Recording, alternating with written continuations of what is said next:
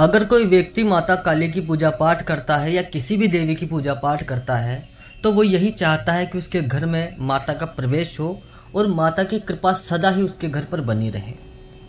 लेकिन साधक ये समझ नहीं पाते कि कब माता उनके घर पर आई या माता उनके घर पर है या नहीं, माता उन पर कृपा कर रही है या नहीं, वो जो पूजा पाठ कर रहे हैं जगदम्बा के नाम से वो जगदम्बा तक पहुंच भी रही है या नहीं। तो भक्तों, आज इस वीडियो में हम यही बात करने वाले हैं कि अगर कोई व्यक्ति माता की पूजा पाठ करता है, उसकी सेवा करता है, तो ऐसे कौन कौन से संकेत उस व्यक्ति को अपने घर में दिखाई देते हैं जिससे कि वो पता कर सकता है कि हाँ, कि मेरी पूजा पाठ सफल हो चुकी है, मेरी माँ मेरी पूजा पाठ ले चुकी है और अब वो मुझ पर कृपा करती है, मेरे ही घर में उसका वास है, यहीं पर वो रहती है और सदा ही अपने भक्तों को देखती रहती है। तो भक्तों, आज इस वीडियो में हम आपको कुछ ऐसे संकेत बताने वाले हैं जिन संकेतों से आप ये समझ पाएंगे। तो देखिए भक्तों, सबसे पहला संकेत, अगर किसी व्यक्ति के घर पर माता आती है तो सबसे पहला संकेत उस व्यक्ति को क्या मिलता है कि उसके मंदिर में जब भी वह पूजा पाठ करता है तो उसको ऐसा आभास होता है कि इतनी शांति है यहाँ पर, उसका वहाँ बैठने का मन करता है, उसका मन करता है कि दिन भर इस मंदिर में बैठा रहूं, पूजा पाठ करता रहूं। अर्थात मंदिर में सुकून आ जाता है, शांति आ जाती है। याद रखिए भक्तों, अधिकतर व्यक्तियों के साथ जब घर में नकारात्मक शक्ति होती है तब उसे इच्छा ही नहीं होती पूजा पाठ करने की, वह पूजा पाठ के कार्यों को टालता रहता है। और जब माता कृपा करती है, इष्ट कृपा करता है, तो व्यक्ति वहां पूजा पाठ अधिक से अधिक करने की कोशिश करता है, मंदिर को साफ रखता है, स्वच्छ रखता है, नई नई चीज़ें लाता है, कभी पुष्प लाता है चढ़ाने के लिए, कभी दीपक जलाता है, कभी धूप बत्ती जलाता है, कभी नारियल चढ़ाता है, कभी मालाएं चढ़ाता है, कभी चुनरी चढ़ाता है। व्यक्ति के मन में आता है कि मैं इनकी सेवा में रम जाऊं, इसकी सेवा करता रहूं। पहला ये संकेत होता है। दूसरा संकेत और सबसे अहम संकेत होता है भक्तों, घर में सुख शांति बनने लगती है, घर में खुशी का माहौल रहता है।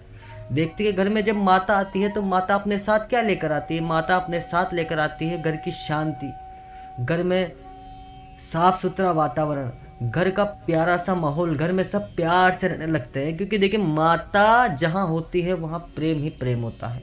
छल कपट, गुस्सा, लड़ाई झगड़ा, इसका कोई कार्य नहीं होता जहां पर माता का वास होता है। तो जब भी घर में सुख शांति आने लग जाए, घर में सब कुछ सही चल रहा है, तो समझ जाइए माता का प्रवेश हो चुका है घर में। तीसरा संकेत है भक्तों के बिगड़े हुए काम बनते हैं, रुके हुए काम बनते हैं। ऐसे कई कार्य हैं जो काफी समय से रुके हुए पड़े हैं आपके, लेकिन एकदम से ऐसा कुछ हुआ कि वो सारे काम होने लग गए। आपको ऐसा लग रहा है जैसे कोई शक्ति है जो उस काम को करवा रही है आपसे, आगे से आगे आपके काम हो रहे हैं। जितने भी काम पर रुकावटें लगी थी सब खत्म हो चुकी है, पुराने जमाने विवाद चल रहे थे वो खत्म हो चुके हैं। तो ये भी एक सबसे प्रमुख संकेत होता है माता का कि वो घर में आ चुकी है। एक कारण होता है भक्तों, स्वप्न में दर्शन होते हैं।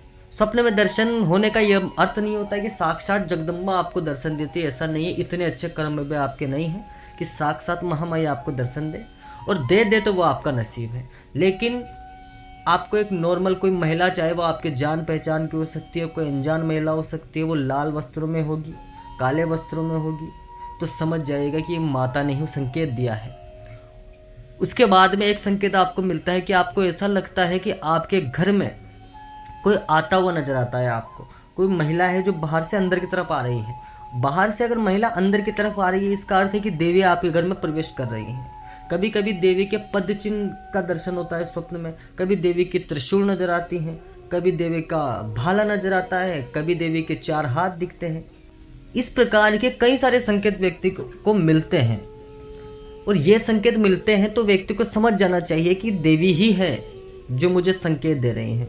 और बहुत सारे व्यक्तियों के साथ तो ऐसा होता है कि उनको आवाज आ जाती है कान में सोते हुए, माता उनको बुलाती है, बेटा बेटा, ऐसे करती है माता।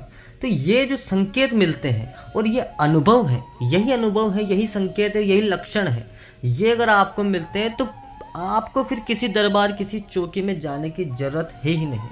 कहीं आपको जाने की आवश्यकता ही नहीं है। केवल आपको जहां आपका घर है, जहां पर आप पूजा करते हैं माता की, वहीं पर पूजा करें, उन पर ही सब कुछ छोड़ दें। समझ लीजिए भक्तों कि जिस प्रकार वो एक पंक्ति आती है कि अब सौंप दिया इस जीवन का सब भार तुम्हारे हाथों में है, जीत तुम्हारे हाथों में है, हार तुम्हारे हाथों में। तो यही आपको करना है, माता के सामने कह देना है कि सौंप दिया है इस जीवन का सब भार तुम्हारे हाथों में, कि माँ मैंने अपने जीवन ही तुम्हें सौंप दिया है, मैं जीतूं हारूं, मेरे जीवन चले ना चले, अच्छा चले बुरा चले, मेरे साथ अच्छा हो बुरा हो, सब तुम्हारे हाथों में है। तुम ही हो माता जो अब मुझे तारोगी इस भवसागर से, तुम ही हो जो मुझ पर कृपा करोगे।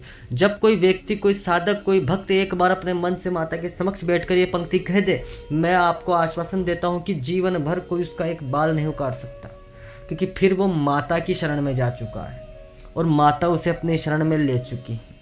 ये अगर आपके साथ हो चुका है, ये संकेत आपको मिल चुके हैं, तो अवश्य ही माता के मंदिर में एक दिया जलाकर ये कहें कि माता तू है, तू है, तू ही है, और अब आज से तू ही है मेरे जीवन की नैया, ही तू ही है, मेरा सब कुछ ही तू ही है। ये जिस दिन आपने कह दिया, समझ लीजिए जीवन तर गया आपका। कोई अनहोनी शक्ति, कोई गलत शक्ति, कोई किसी भी प्रकार की नकारात्मक ऊर्जा आपका कुछ नहीं बिगाड़ सकती, चाहे कोई कितने ही तंत्र टोटके काले जादू कर दे आपको खत्म करने के लिए, आपके परिवार का सर्वनाश करने के लिए, लेकिन कुछ भी नहीं होगा। यह है माता की शक्ति।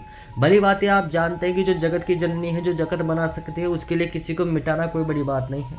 आशा करता हूं भक्तों मेरी जानकारी आपको समझ आ चुकी होगी। फिर भी अगर कोई समस्या है तो आप कमेंट करें, हम कमेंट में आपके हर प्रश्न का जवाब देते हैं, आपकी हर बात को सुनते हैं, समझते हैं, उसके बाद ही आपको जवाब दिया जाता है। अगर आपको कोई कष्ट है तो वो भी आप कमेंट में लिखें। देखिए, माता की भक्ति हम भी करते हैं, आप भी करते हैं। अगर आप अपना दुख हमें बताएंगे तो हो सकता है कि शायद हमारे माध्यम से ही माता आपका दुख हर ले।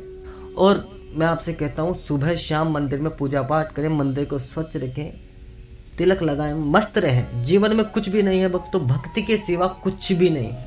हर हर महादेव भक्तों, जय महाकाली, जय श्री महाकाल, ओम काल भैरवाय नमः।